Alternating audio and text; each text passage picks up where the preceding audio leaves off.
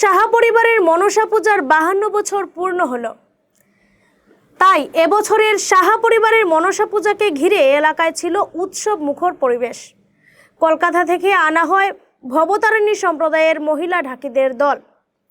তাদের ঢাকবাদন ও বরাকের খ্যাতনামা সঙ্গীত শিল্পী বিধান লস্কর সহ মঞ্জুশ্রী দাস এবং অনিন্দিতা চক্রবর্তীর সঙ্গীতে মাতোয়ারা করে তোলে ভক্তদের।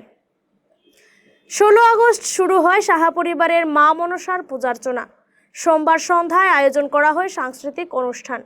মঙ্গলবার মনসা প্রতিমার বিসর্জন অনুষ্ঠান সম্পন্ন হয়।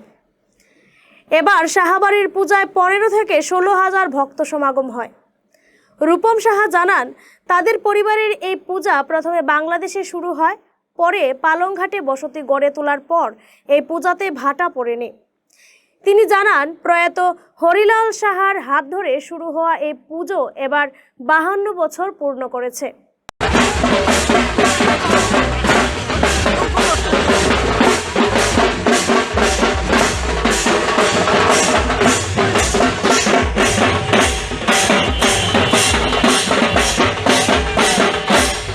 ধলাই থেকে প্রীতম কুমার নাথের প্রতিবেদন, গণ আওয়াজ।